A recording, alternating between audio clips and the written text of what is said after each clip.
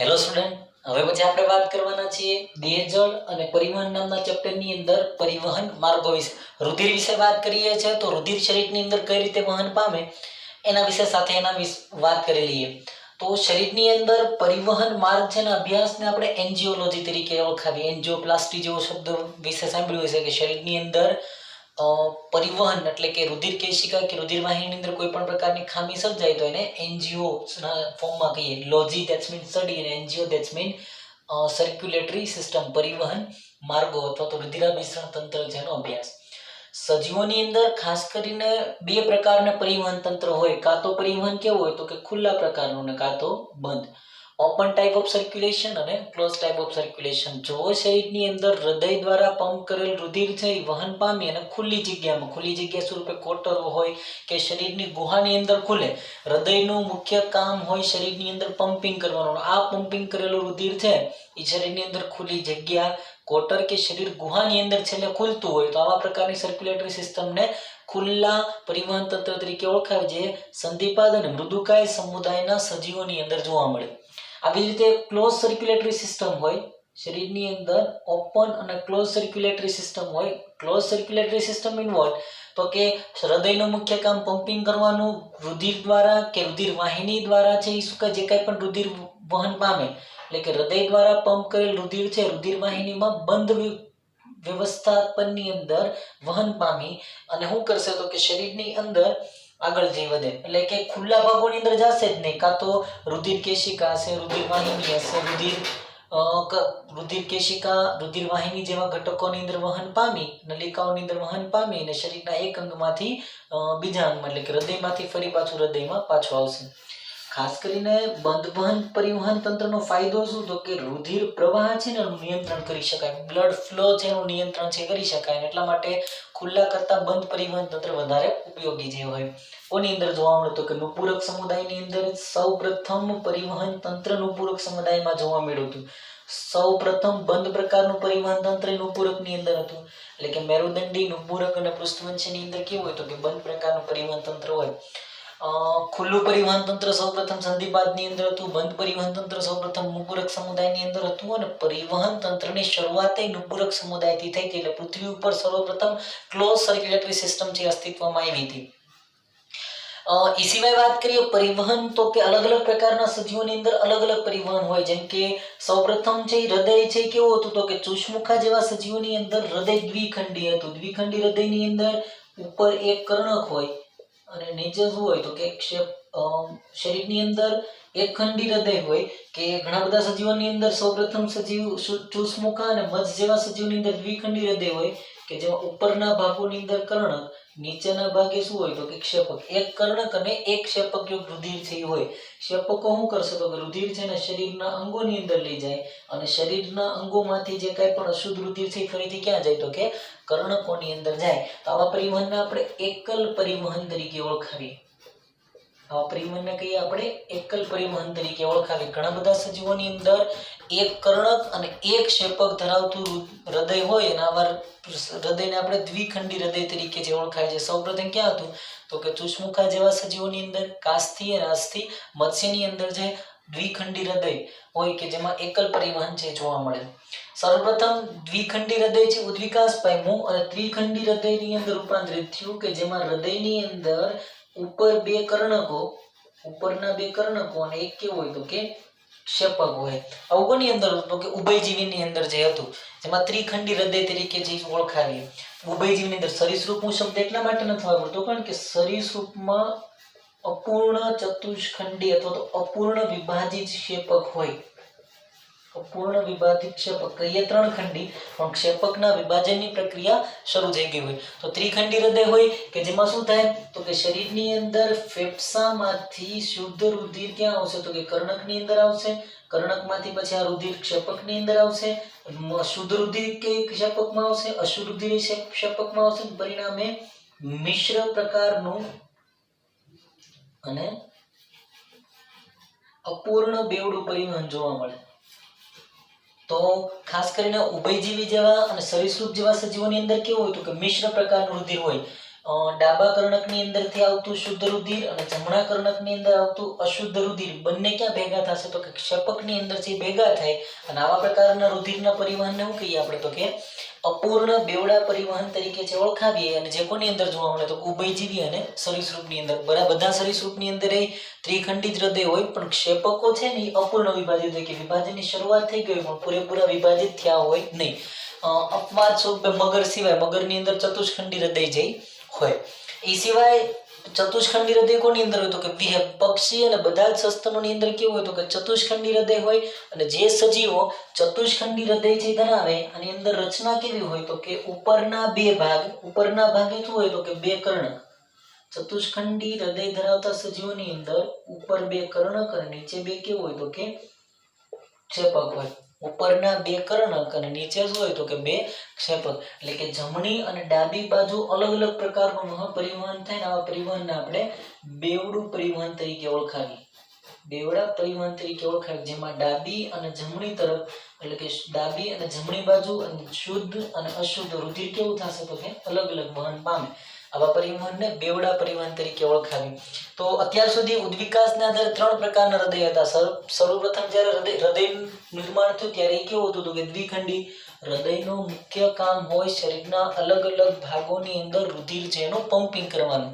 ચુષ્મુખા અને મત્સ્યની અંદર દ્વિખંડી હૃદય હતું તો શુદ્ધ અને અશુદ્ધ રુધિર છે અલગ અલગ ન થતું અને પરિવહનને એકલ પરિવહન કહેતા. એના પછીના સજીવો એટલે કે ઉભયજીવી જેવા સજીવો અને સરીસૃપની અંદર કેવું હતું કે ત્રિખંડી હૃદય હતું કે જેમાં બે કર્ણક અને એક ક્ષેપક હોય. બંને કર્ણકની અંદરથી શુદ્ધ અને અશુદ્ધ રુધિર છે એ ક્ષેપકની અંદર ભેગું થાય એટલે આપણે મિશ્ર રુધિર કહીએ અને આવા પરિવહનને આપણે અપૂર્ણ બેવડા પરિવહન તરીકે ઓળખાવીએ. અને વિહગ સસ્તન જેવા સજીવોની અંદર કેવું હોય તો કે ચતુષ્ખંડી હૃદય હોય અને પરિણામે આવું પરિવહનને શું કહીએ આપણે તો આવા પરિવહનને કહીએ આપણે બેવડા પરિવહન તરીકે જે ઓળખાવીએ. તો 3 પ્રકારના શરીરની અંદર હૃદય છે હોય અલગ અલગ સજીવો અલગ અલગ સમુદાયને આધારે.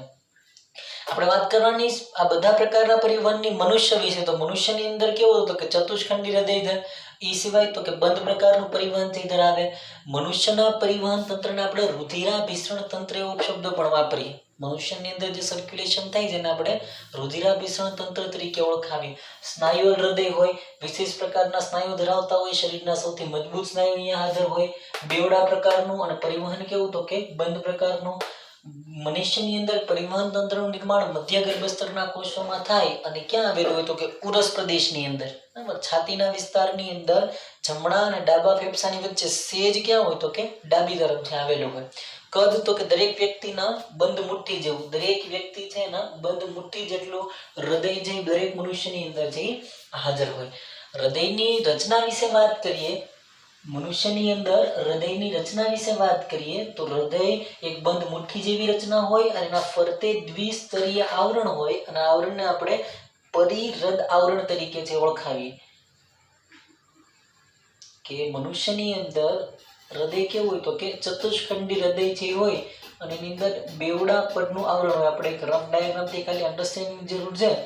શબ્દ સમજૂતી વર્ડ છે એનું અન્ડરસ્ટેન્ડિંગ હોવું જોઈએ એટલે જસ્ટ રફ ડાયાગ્રામ થ્રુ એનું એક્સપ્લેનેશન જે કરીએ કે હૃદય બેવડા પડનું આવરણ ધરાવે અને આને પરિહૃદ આવરણ તરીકે ઓળખાવીએ. બેવડા પડનું આવરણ હોય અને પરિહૃદ આવરણ તરીકે ઓળખાવીએ. આ બંને આવરણ વચ્ચે અવકાશ હોય અને પરિહૃદ અવકાશ તરીકે ઓળખાવીએ. અને અવકાશની અંદર પ્રવાહી હોય અને એને પરિહૃદ પ્રવાહી તરીકે ઓળખાવીએ.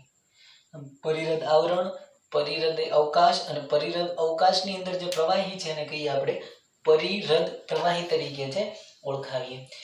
હૃદયની વાત કરીએ તો હૃદયની અંદર ઉપરના જે ખંડ હોય એ કદની અંદર નીચેના ખંડની સાપેક્ષે કેવા હોય તો કે નાના હોય. હૃદયના ઉપરના ખંડ નીચેના ખંડની સાપેક્ષે નાના હોય. ઉપરના ખંડને કહીએ આપણે કર્ણકો અને નીચેના ખંડને કહીએ ક્ષેપકો. ચતુષ્ખંડી હૃદયની અંદર ઉપરના ખંડને કહીએ કર્ણક અને નીચેના ખંડને કહીએ ક્ષેપક. કર્ણકો વચ્ચેની દિવાલ છે એને આંતર કર્ણક પટલ તરીકે ઓળખાવીએ. આંતર એટલે વચ્ચે આંતર કર્ણક પટલ તરીકે ઓળખાવી. અને ક્ષેપક વચ્ચેની જે દિવાલ છે એને કહીએ આપણે આંતર એટલે વચ્ચે. કોના વચ્ચે? ક્ષેપક. આંતર ક્ષેપક પટલ તરીકે જે ઓળખાવીએ.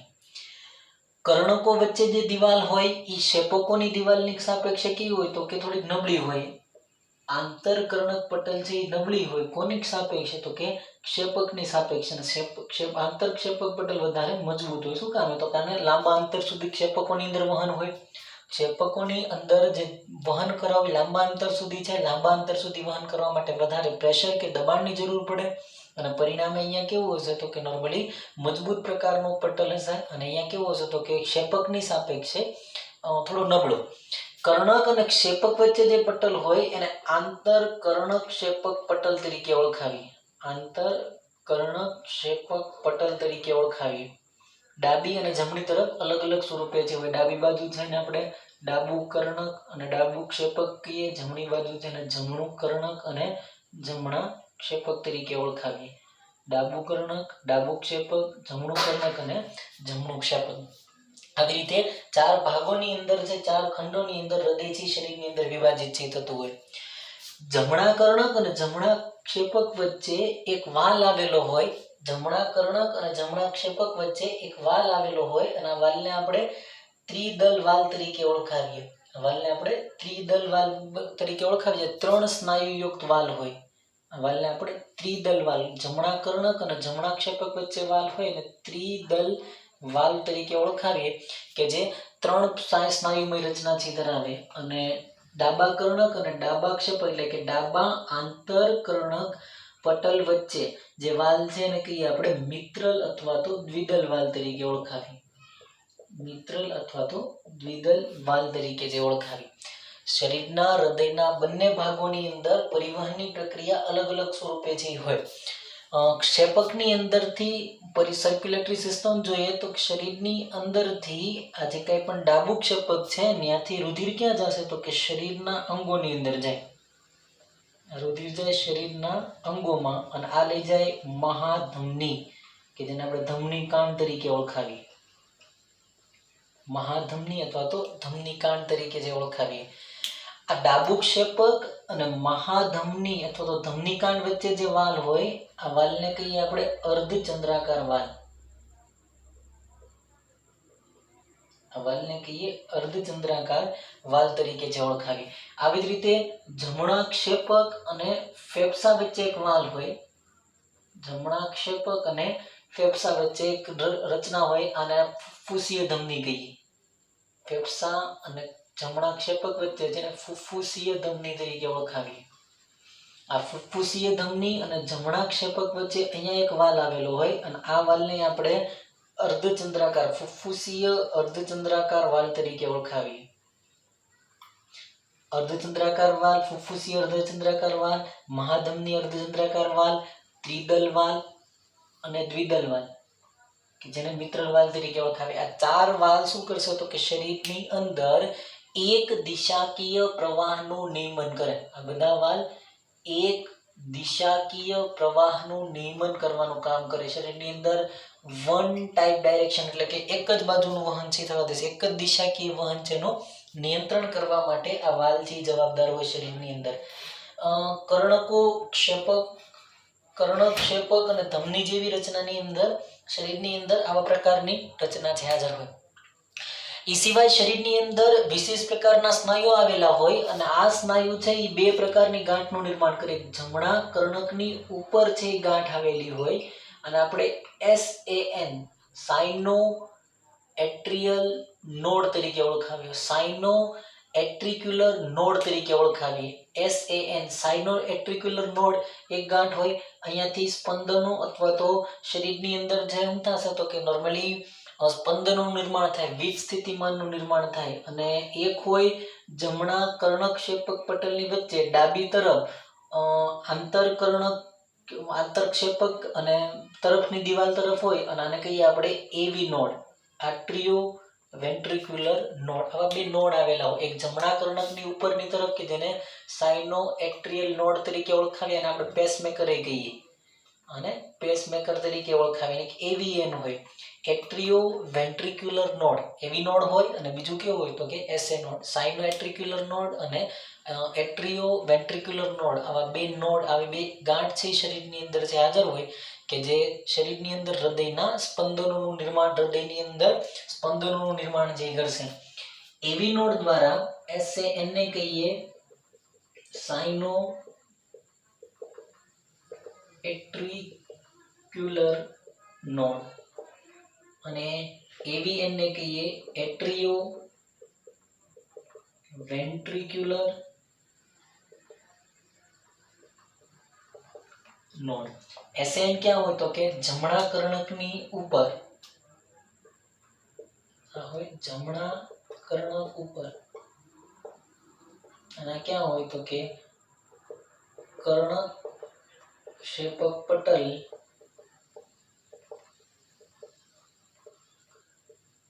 કર્ણક્ષેપક પટલમાં કેવું હોય તો કે સેજ ડાબી તરફ જે આવેલું હોય.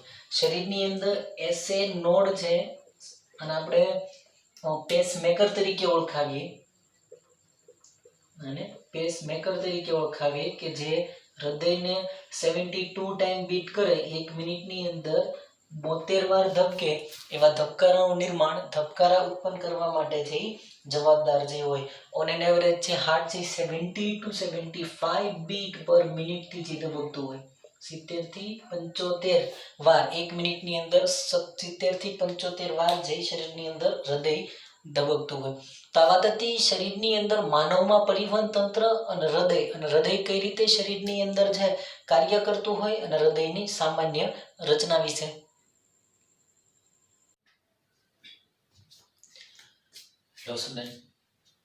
શરીરની અંદર હૃદયની રચના પછી વાત કરીએ શરીરની અંદર હૃદચક્ર વિશે. હૃદચક્ર શું છે તો કે શરીરની અંદર હૃદય એક પંપ તરીકે વર્તે અને આ પંપ શરીરના અલગ અલગ ભાગોની અંદર રુધિર પહોંચાડવાનું કામ કરે. આ પ્રક્રિયા દરમિયાન શરીરની અંદર હૃદયની અંદર થતી જે ક્રમબદ્ધ પ્રક્રિયા છે ને આપણે હૃદચક્ર તરીકે ઓળખાવીએ. આપણે એવું ભણી ગયા કે હૃદય સામાન્ય વ્યક્તિની અંદર હૃદય 1 મિનિટની અંદર 72 ટાઈમ 72 વાર થઈ ધબકે, એટલે કે એક વાર ધબકવા માટે એને 0.8 સેકન્ડનો સમયગાળો છે. એકવાર ધબકવા એટલે કે હૃદયમાંથી રુધિર શરીરના અંગોની અંદર જે રુધિર છે એ ક્યાં તો કે હૃદયમાં પાછું લાવવા માટે એને 0.8 સેકન્ડ જેટલો સમયગાળો લાગે. આ 0.8 સેકન્ડની અંદર હૃદયની અંદર કયા કયા ફેરફાર થાય છે, આ પ્રક્રિયાને આપણે કાર્ડિયાક સાયકલ અથવા તો હૃદચક્ર તરીકે ઓળખાવીએ. સામાન્ય રીતે પ્રક્રિયા શું થાય તો કે હૃદય છે એ ચારખંડી હોય અને આ ચારખંડી હૃદયની અંદર ઉપરના જે નાના ખંડ છે એને આપણે કર્ણકો તરીકે ઓળખાવીએ. ઉપરના નાના ખંડ છે એને કર્ણકો તરીકે ઓળખાવીએ અને નીચેના મોટા ખંડ છે એને આપણે ક્ષેપકો તરીકે ઓળખાવીએ. નીચેના ક્ષેપકો છે, ઉપરના કર્ણકો છે. હવે તો કે શરીરની અંદર પરિવહનની પ્રક્રિયામાં સૌથી પહેલા કર્ણકોનું સંકોચન થાય અને કર્ણકની અંદર જમણા કર્ણક અને જમણા ક્ષેપક વચ્ચે એક વાલ આવેલો હોય. આ વાલને આપણે ત્રિદલ વાલ કહીએ. જમણા કર્ણક અને જમણા ક્ષેપક વચ્ચે ત્રિદલ વાલ, ડાબા કર્ણક અને ડાબા ક્ષેપક વચ્ચે કયો હોય તો કે મિત્રલ વાલ હોય, કે જેને આપણે બીજા શબ્દોમાં દ્વિદલ વાલ કહીએ. ડાબી બાજુ દ્વિદલ વાલ, જમણી બાજુ ત્રિદલ વાલ હોય. હવે તો કે શરીરની અંદર સૌથી પહેલા કર્ણકની અંદરથી રુધિર ત્રિદલ અને દ્વિદલ વાલની મદદથી ક્યાં આવશે તો કે ક્ષેપકોની અંદર આવશે. અને આ પ્રક્રિયા દરમિયાન જમણા કર્ણકની ઉપર તરફ રહેલ SAN સાઇનો એટ્રિકલ નોડ, SA નોડ કે જેને આપણે પેસમેકર તરીકે ઓળખાવીએ. આ પેસમેકર શું કરશે તો કે કલા વિદ્યુત સ્થિતિમાન ઉત્પન્ન કરશે અને પરિણામે 30% જેટલા વહનની અંદર વધારો કરે.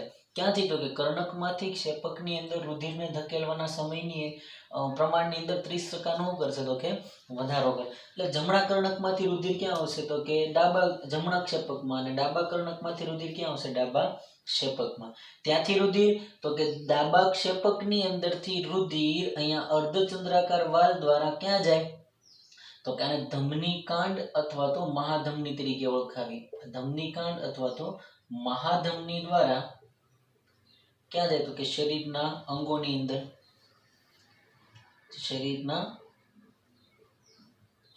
અંદર, ડાબું ક્ષેપક શરીરના અંગોમાં લઈ જાય, જમણું ક્ષેપક એ શરીરના અંગોમાં જ લઈ જાય. જમણું ક્ષેપક લઈ જાય ફેફસાની અંદર.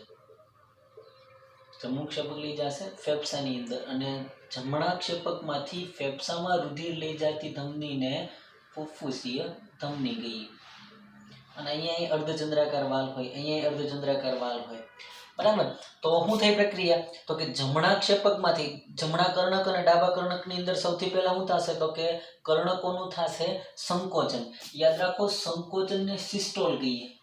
સંકોચનની પ્રક્રિયાને સિસ્ટોલ કહીએ અને વિકોચન અથવા તો શિથિલનની પ્રક્રિયાને ડાયસ્ટોલ કહીએ.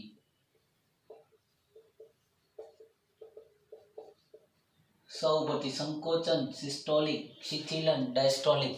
બરાબર. તો સૌથી પહેલા કર્ણકોનું સંકોચન થાય એટલે કે કર્ણકો છે એનું સિસ્ટોલિક થાય અને કર્ણકોનું સિસ્ટોલ થશે ત્યારે શું થશે? તો કે કર્ણકમાંથી રુધિર ક્યાં આવશે?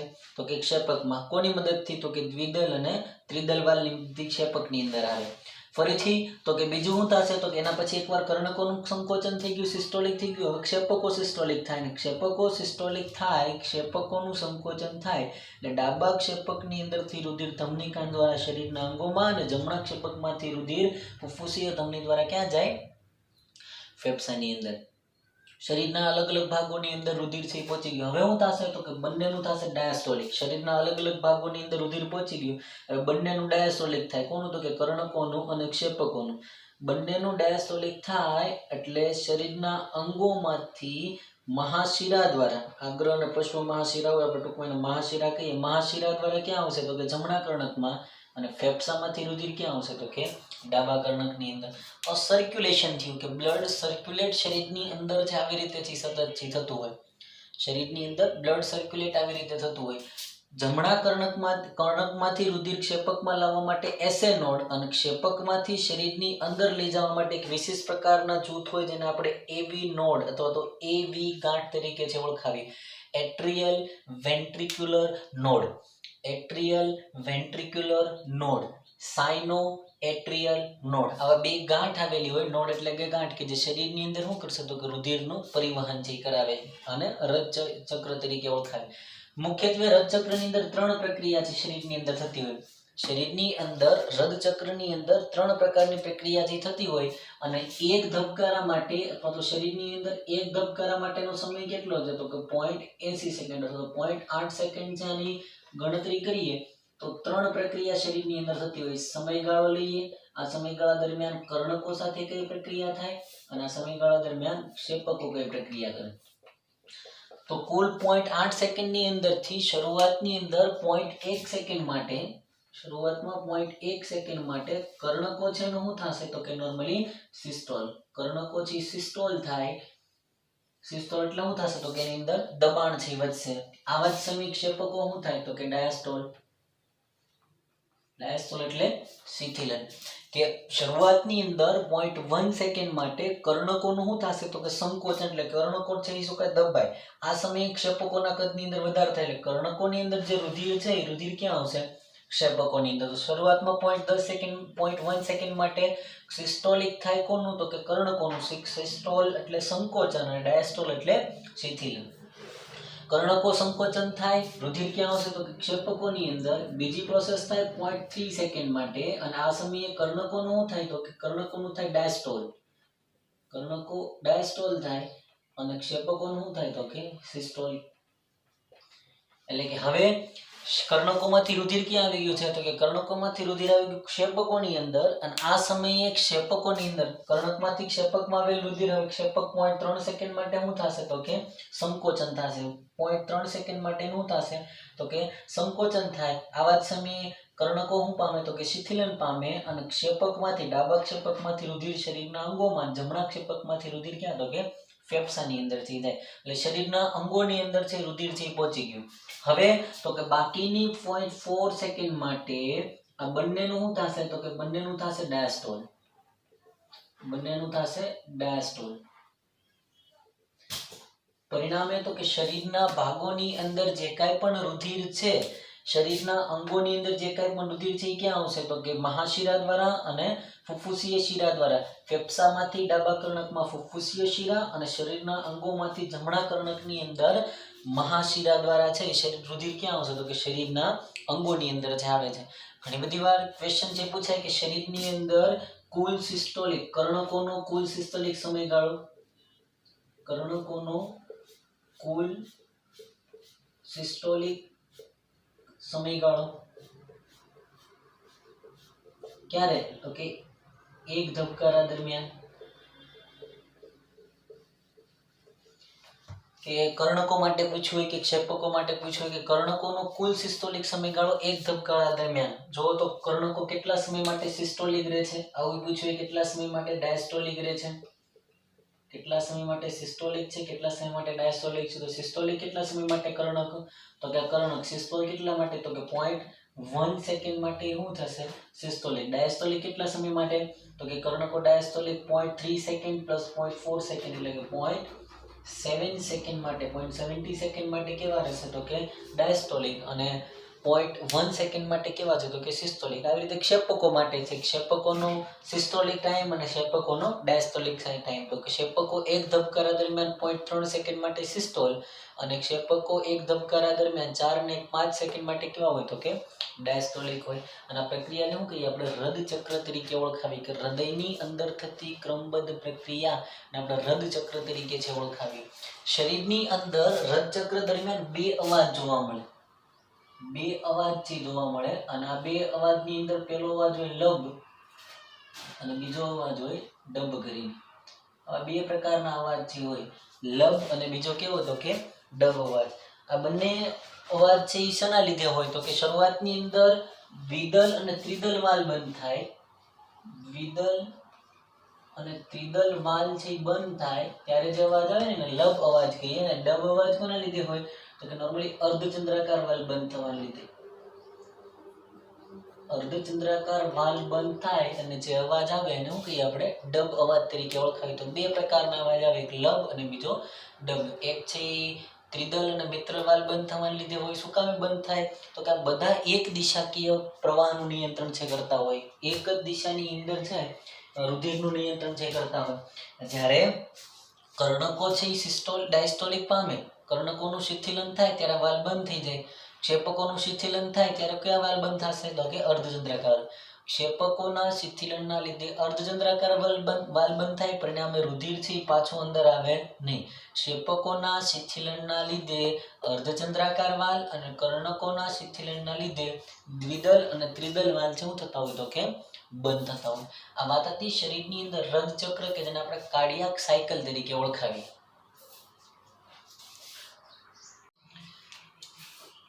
તો હૃદચક્ર પછી હૃદયની અંદર જે કાંઈ પણ ફેરફાર છે એ થાય કે કર્ણકોનું સંકોચન, ક્ષેપકોનું સંકોચન, રુધિરનું વહન શરીરના અંગોની અંદરથી થાય છે.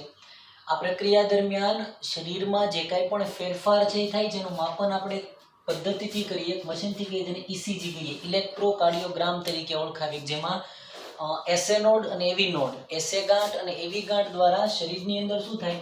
તો કે હૃદયની અંદર કર્ણકો કે ક્ષેપકોના સંકોચનની અંદર કોઈ પણ ખામી હોય તો એનું માપન કરીએ. કે હૃદચક્ર દરમિયાન પ્રેરાતા વીજકીય ફેરફારો કોના દ્વારા વિદ્યુત સ્થિતિમાન નિર્માણ થતું હોય? એસએ નોડ અને એવી નોડ દ્વારા. આ વીજ ધ્રુવો દ્વારા નોંધવાની પ્રક્રિયાને આપણે ઇસીજી કહીએ. ઇસીજી ની અંદર શું હોય? તો કે ઇલેક્ટ્રિક લીડ હોય કે જે કાંડા ઉપર, પગની ઘૂંટી ઉપર ને ઘણી બધી વખત છે હૃદયના ઉપર એટલે કે છાતીના ભાગે મૂકવામાં આવે અને હૃદયના સ્પંદનોનું વિસ્તૃતીકરણ રીતે અભ્યાસ કરવામાં આવે. આ હૃદયના સ્પંદનોની પ્રક્રિયા બતાવી છે. હૃદય મનુષ્યની અંદર 4 ખંડ યુક્ત હોય, ઉપરના કર્ણકો અને નીચેના ક્ષેપકો હોય. આપણે એવું ભણીએ કે શરૂઆતની અંદર શું થાય? તો કે કર્ણકોનું સંકોચન, અને આનું માપન ઇસીજી ની અંદર નોર્મલી P થી લઈ અને T સુધી, P, Q, R, S અને T એવા આલ્ફાબેટ દ્વારા છે બતાવ્યું. કે જેમાં શરૂઆતની અંદર P છે એ બતાવે છે કર્ણકોનું સંકોચન, કે ઉપરના છે એ હૃદયની અંદર કર્ણકો હોય, નીચેના હોય એ ક્ષેપકો હોય. કર્ણકોનું સંકોચન બતાવે છે. કર્ણકોના સંકોચન માટેના સંદેશા આવે ક્યાંથી? તો કે એસે ગાંઠમાંથી. એટલે કે એસે ગાંઠથી કર્ણકો સુધીથી ઉત્તેજના છે કોણ બતાવે? તો કે P પીક છે બતાવે છે. આ બતાવે છે કે એસે નોડમાંથી મેસેજ આવ્યા છે, એસે નોડ હૃદયના ઉપરના ભાગમાંથી એસે નોડમાંથી મેસેજ આવ્યા છે, કર્ણકોનું સંકોચન થાય છે અને કર્ણકોના સંકોચનમાંથી રુધિર ક્યાં જશે? તો કે ક્ષેપકોની અંદર. હવે ક્યુ આર અને એસ આ સંયુક્ત રીતે હું બતાવીશ તો કે ક્ષેપકોનું સંકોચન, કારણ કે ક્ષેપકોનું સંકોચન 0.30 સેકન્ડ માટે હોય. કે બંને ક્ષેપકો સંકોચન પામે અને શરીરના અલગ અલગ ભાગોની અંદર ડાબા ક્ષેપકમાંથી રુધિર શરીરના ભાગોમાં અને જમણા ક્ષેપકમાંથી ક્યાં જશે તો કે ફેફસાની અંદર જાય. ક્ષેપકોનું સંકોચન થાય, શરીરના અલગ અલગ ભાગોની અંદર રુધિર પહોંચે. છેલ્લી પીક બતાવીશ ટી કે જે હું બતાવીશ તો કે કર્ણક અને ક્ષેપકની બંનેની સામાન્ય સ્થિતિ બતાવીશ. આ સમગ્ર પ્રક્રિયાને શું કહીએ આપણે ઇસીજી અથવા તો ઇલેક્ટ્રોકાર્ડિયોગ્રામ તરીકે ઓળખાવીએ. અને ઇસીજીની મદદથી આપણે શું કરીએ કે તો કે શરીરની અંદર હૃદય સંબંધિત કે high blood pressure, high BP, low BP જેવા ઘણા બધા પ્રોબ્લેમ હોય ને લીધે હૃદયની અંદર ધબકારા અથવા તો હાર્ટના જે બીટ છે એની અંદર ખામી હોય એનું માપન જે શરીરની અંદર ઇસીજીની મદદથી કરી શકીએ. એ સિવાય આપણને વાત કરી છે શરીરની અંદર ઇસીજીની સાથે સાથે ડબલ સર્ક્યુલેશન, બેવડું પરિવહન. બેવડું પરિવહન એટલે શું? આપણે શરૂઆતમાં વાત કરી ગયા હતા કે મનુષ્યની અંદર જે કાંઈ પણ રુધિર છે એ જમણા અને ડાબા એમ બે અલગ અલગ ભાગોની અંદર વહન પામેલા. વહન પામવા માટે બે પ્રકારની નલિકા હોય કે કોઈ ધમની અને શિરા. બેવડું પરિવહન કોને કહીએ તો કે શરીરની અંદર શુદ્ધ અને અશુદ્ધ રુધિર છે એ અલગ અલગ વિસ્તારની અંદર અલગ અલગ ભાગોમાં વહન પામવાની પ્રક્રિયાને બેવડું પરિવહન કહીએ. શરીરની અંદર રુધિરના વહન માટે બે પ્રકારની નલિકા હોય, ધમની અને શિરા. ધમની છે એ વધુ જાડી હોય અને એનું પોલાણ છે એ પાતળું હોય, એની ગુહા છે એ ઓછી હોય. શિરા છે એનું મધ્ય સ્તર થોડું પાતળું હોય, પરિણામે એની ગુહા કેવી હોય તો કે મોટી હોય. શરીરની અંદર ધમની 3 સ્તરની બનેલી હોય. સૌથી બહારનું જે સ્તર છે એને બહાર છે ને એક્સટર્નલ એટલે બહાર એટલે કે ટ્યુનિકા એક્સટર્ના કહીએ કે સંયોજક પેશીનું બનેલું હોય, બહારથી અંદર તરફ જઈએ તો. બીજું વચ્ચેનું એનું મીડિયમ એટલે કે ટ્યુનિકા મીડિયા કે જે સરળ અને સ્થિતિસ્થાપક સ્નાયુનું બનેલું હોય, અને અંદરના સ્તરને કહીએ ટ્યુનિકા ઇન્ટર. એટલે ઇન એટલે અંદર, એનો અર્થ ઇન્ટીમા જે અંદરનું સ્તર છે ને લાંબીસમ અધિચ્છદ પેશીનું બનેલું હોય કે જે ધમનીની અંદર જે જોવા મળે. શિરામાં આવી રીતે હોય પણ શિરાની અંદર મધ્ય સ્તર કેવું હોય તો કે પાતળું એટલે કે ટ્યુનિકા મીડિયા એકદમ પાતળું જે આવેલું હોય. શરીરની અંદર ધમનીનું કામ શું હોય તો કે આ ચારખંડી હૃદય છે બરાબર. આ કોણ છે તો કે ડાબુ ક્ષેપક, આ ડાબુ કર્ણક, આ જમણું કર્ણક અને આ જમણું ક્ષેપક. અહીંયા કોણ હોય તો કે મહાધમની કે જેને ધમની કાંડ તરીકે ઓળખાય. ડાબા ક્ષેપકની અંદર એ કોણ હોય તો કે ફુફ્ફુસીય ધમની. ફુફ્ફુસીય ધમની અને શું કરે તો કે ફેફસાની અંદર રુધિર લઈ જાય. હવે તો કે આ શરીરના અંગોની અંદર રુધિર જાય, સામેથી ફેફસાની અંદર છે રુધિર જાય. તો હવે પ્રક્રિયા શું થાય જોજો કે શરીરની અંદર બધી જ ધમની, મહાધમની અથવા તો ધમની, કોઈ પણ ધમની શું કરશે તો કે શરીરના અંગોની હૃદયથી શરીરના અંગો સુધી લઈ જાય. જમણું ક્ષેપક ફેફસામાં અને ડાબુ ક્ષેપક ક્યાં તો કે શરીરના અલગ અલગ ભાગોની અંદર રુધિર લઈ જાય. એટલે શરીરની અંદર બધા જ પ્રકારની ધમની હોય ને એવું કરે તો કે શરીરના અંગોની અંદર રુધિર લઈ જાય. હૃદયમાંથી શરીરના અલગ અલગ ભાગોની અંદર કે શરીરના અલગ અલગ અંગોની અંદર શું કરશે તો કે બ્લડનું સર્ક્યુલેશન કરાવશે, રુધિર છે નું વહન કરાવે.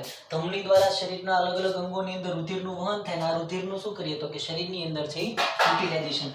ઓક્સિજન યુક્ત રુધિર હોય, ધમનીની અંદર O2 યુક્ત રુધિર હોય હંમેશા. અપવાદ સ્વરૂપે ફુફ્ફુસીય ધમની એક એવી છે જે O2 વિહીન રુધિરનું વહન કરાવે. બધી જ ધમની શરીરની અંદર ઓક્સિજન યુક્ત રુધિરનું વહન કરાવે. ફુફ્ફુસીય ધમની એકમાત્ર એવી ધમની છે જે O2 વિહીન રુધિરનું વહન કરાવે. ક્યાંથી તો કે જમણા ક્ષેપકમાંથી ફેફસા સુધી વહન છે કરાવે.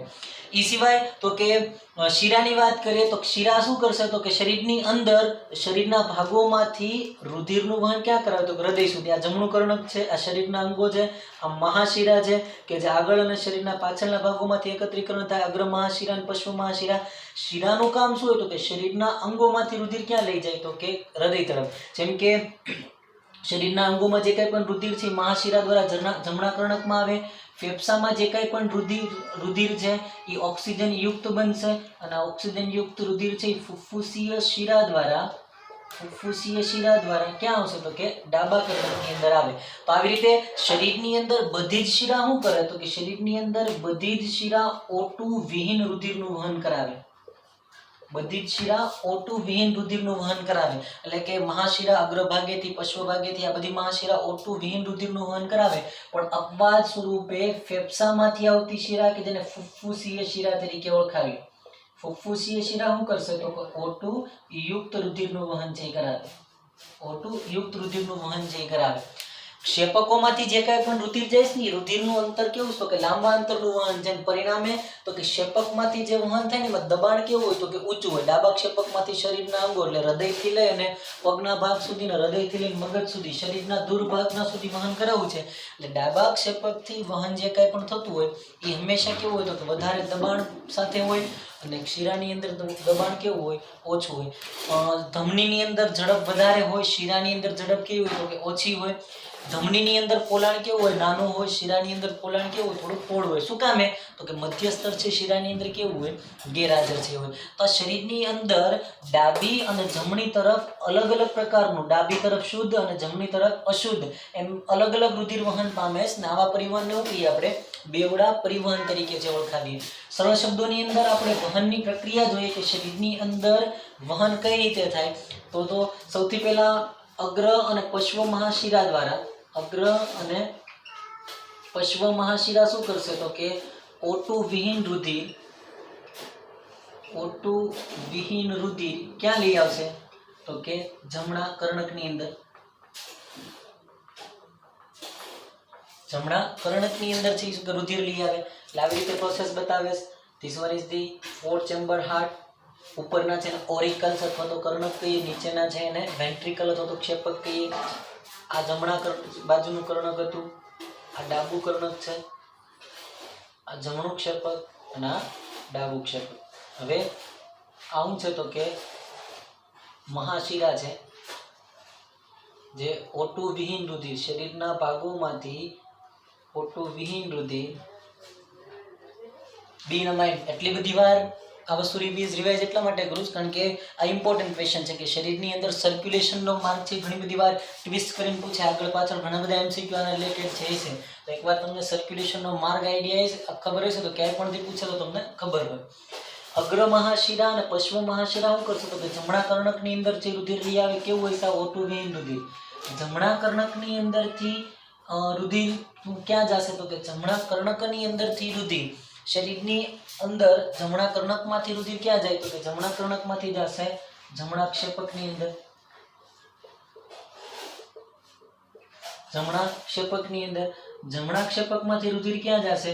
આ જમણા ક્ષેપકની અંદરથી રુધિર કયા વાલ દ્વારા તો કે ત્રિદલ વાલ દ્વારા, ત્રિદલ વાલ દ્વારા રુધિર જમણા ક્ષેપકની અંદર જાય. જમણા ક્ષેપકમાંથી તો કે ફુફ્ફુસીય ધમની દ્વારા, જમણા ક્ષેપકમાંથી આ ફુફ્ફુસીય ધમની છે ક્યાં આવશે તો કે ફેફસાની અંદર. આ કેવું O2 વિહીન રુધિર છે, ક્યાં રુધિર આવ્યું ફેફસાની અંદર. ફેફસામાંથી રુધિર ક્યાં આવશે ડાબા કર્ણકની અંદર. ડાબા કર્ણકની અંદર કોણ લઈ આવે તો કે ફુફ્ફુસીય શિરા ફેફસા સાથે જોડાયેલી હોય એને ફુફ્ફુસીય રચના કહીએ. ફુફ્ફુસીય શિરા કેવું તો કે O2 યુક્ત. અહીંયા કેવું હતું O2 વિહીન. હવે ડાબા કર્ણકમાંથી રુધિર તો કે દ્વિદલ વાલ દ્વારા, દ્વિદલ વાલને આપણે મિત્રલ વાલ કહીએ, દ્વિદલ કે મિત્રલ વાલ દ્વારા ડાબા કર્ણકમાંથી ક્યાં આવશે તો કે ડાબા ક્ષેપકની અંદર. દ્વિદલ કે ત્રિદલ વાળા ડાબા દ્વારા ડાબા કર્ણકમાંથી ડાબા ક્ષેપકની અંદર. ડાબા ક્ષેપકમાંથી રુધિર વહન પામી અને હવે ક્યાં જશે તો કે શરીરના અંગોની અંદર.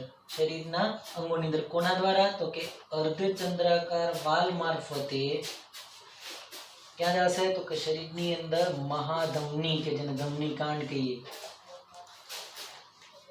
મહાધમની કે ધમની કાંડ કે ધમની કાંડ દ્વારા ક્યાં જાય તો કે શરીરના અંગોમાં. આ શરીરના અંગોની અંદર જે રુધિર આવી ગયું બરાબર, આ O2 યુક્ત રુધિર હતું બરાબર, O2 યુક્ત રુધિર અહીંયાથી O2 યુક્ત રુધિર હતું શરીરના અંગોની અંદર જે આવશે. હવે આ શરીરના અંગોમાંથી જે કાંઈ પણ નકામું રુધિર છે O2 વિહીન શરીરના અંગોમાંથી કોના દ્વારા તો કે નોર્મલી મહાશિરા દ્વારા, એટલે કે અગ્ર અને પશ્વ મહાશિરા દ્વારા O2 વિહીન રુધિર છે એ ક્યાં જશે તો કે જમણા કર્ણકમાં. આવી રીતે શરીરની અંદર સાયક્લિક પ્રોસેસ એક સાથે ચાલતી હોય, સાયક્લિક પ્રોસેસ એક સાથે ચાલતી હોય. લેફ્ટ અને રાઈટ સાઈડની અંદર એક સાથે જ પ્રક્રિયા ચાલતી હોય, જમણી અને ડાબી બાજુની અંદર. પણ આ શરીરની અંદર શું છે તો કે ડબલ સર્ક્યુલેશન છે, બેવડું પરિવહન છે, જેમાં ડાબા અને જમણા ભાગની અંદર રુધિર શુદ્ધ અને અશુદ્ધ રુધિર અલગ અલગ રીતે વહન પામતા હોય. તો આવા પરિવહનને આપણે શું કહીએ તો કે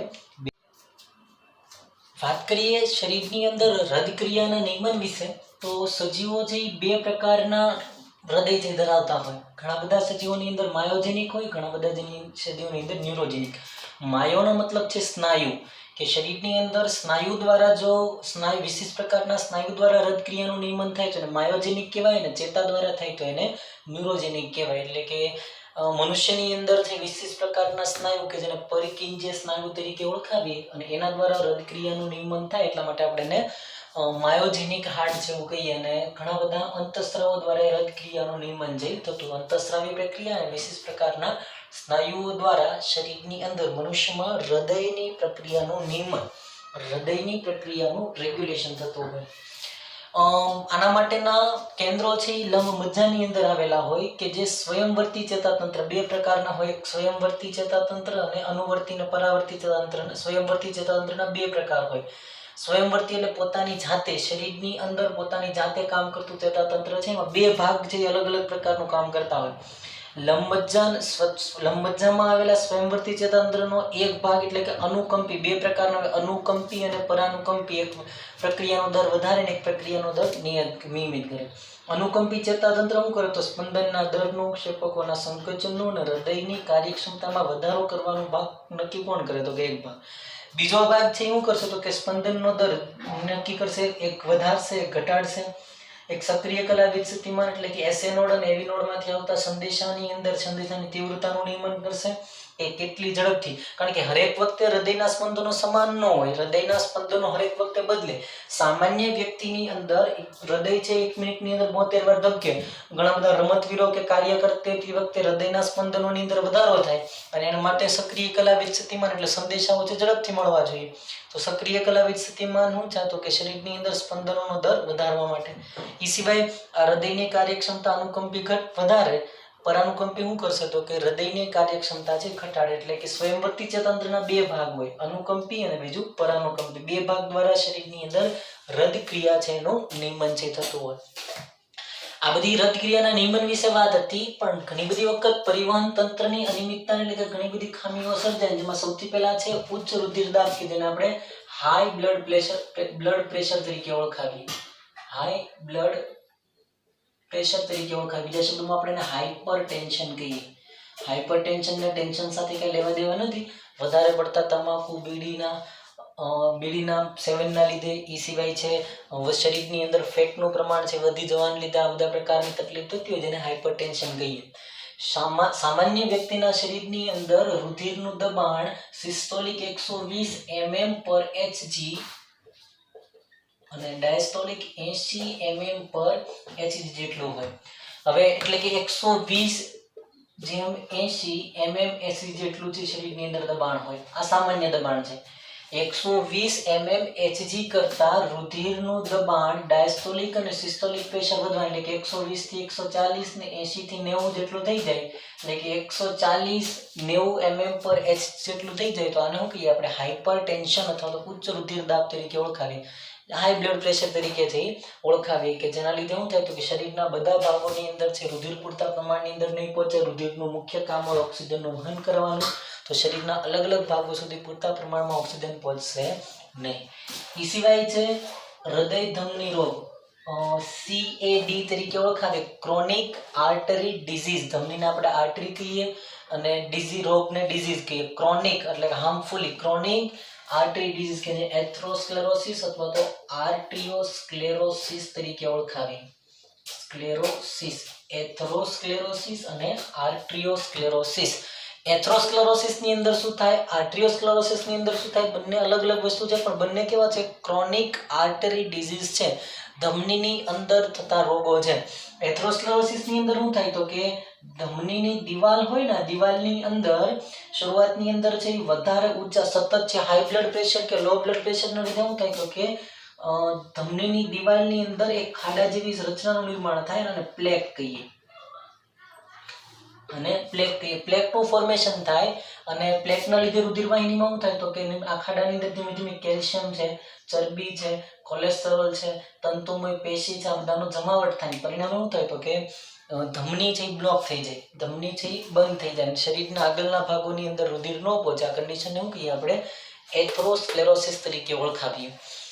આર્ટિરિયોસ્ક્લેરોસિસ શું છે? ધમનીનું દ્રઢીકરણ છે કે સતત હાઈ બ્લડ પ્રેશર અને લો બ્લડ પ્રેશરના લીધે શું થાય કે ધમની એકદમ સખત અને બરડ બને, એકદમ સખત અને બરડ બને. પરિણામે ઓચિંતા હાઈ બ્લડ પ્રેશરના લીધે હૃદયની અંદર જે કંઈ પણ ધમની છે તો શરીરના ભાગોની અંદર ધમની છે તૂટે અને શરીરની અંદર રુધિર વહન પામવાની પ્રક્રિયાને આર્ટિરિયોસ્ક્લેરોસિસ તરીકે ઓળખાય. તો this both are the chronic artery disease, રક્તધમની રોગ તરીકે જે ઓળખાવીએ.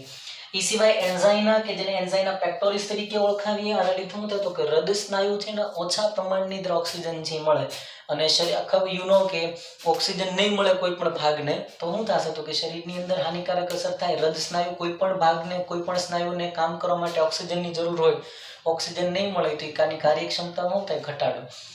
આના લીધે તીવ્ર છાતીની અંદર છે શું કે દુખાવો થાય. શરીરની અંદર હૃદય એકમાત્ર એવું અંગ છે જેને ક્યારેય કેન્સર ન થાય અને એના પાછળનું રીઝન એવું છે કે જે અંગોમાં ઓક્સિજનનું પ્રમાણ ઓક્સિજન છે પૂરતા પ્રમાણમાં હોય એ ભાગને ક્યારેય કેન્સર ન થાય. હૃદયને મોટા ભાગે ઓક્સિજન પૂરતા પ્રમાણમાં મળી જ રહે પણ ક્યારેક નહીં મળવા ટેમ્પરલ કન્ડિશન છે કે જેના લીધે શું થાય તો કે ઘણી બધી હાર્ટ ફેલિયરના ચાન્સીસ એ રહે જેને એન્ઝાઇના પેક્ટોરિસ તરીકે જે ઓળખાવી. એ સિવાય હૃદયની નિષ્ફળતા જેને હાર્ટ ફેલિયર તરીકે જે ઓળખાવીએ. અને હાર્ટ ફેલિયર એટલે શું તો કે હાર્ટનું મુખ્ય કામ હોય શરીરના અલગ અલગ ભાગોની અંદર રુધિર છે પમ્પિંગ કરવાનું. હૃદય છે એની અંદરથી રુધિરનું પમ્પિંગ કરવાનું. હવે જ્યારે હૃદય શરીરના જરૂરિયાત મુજબ ઓટું પહોંચવાડવામાં નિષ્ફળ જાય ત્યારે શું કહીએ આપણે તો કે હાર્ટ ફેલિયર, હાર્ટની હૃદયની નિષ્ફળતા તરીકે જે ઓળખાય. જેના લીધે શરીરના અલગ અલગ ભાગોની કાર્યક્ષમતા ઘટે તેને કન્જેસ્ટિવ હાર્ટ ફેલિયર તરીકે પણ ઓળખાય કે હાર્ટ ફેલિયર તરીકે જે ઓળખાવીએ. હાર્ટ એટેક કે હૃદય રોગના હુમલા જેવું નથી બરાબર, એનાથી અલગ વસ્તુ છે. હાર્ટ એટેકની અંદર સડનલી જે શરીરની અંદર શું થાય તો કે હૃદયની કાર્યક્ષમતા અથવા તો કર્ણક અને ક્ષેપકોના સંકોચનની અંદર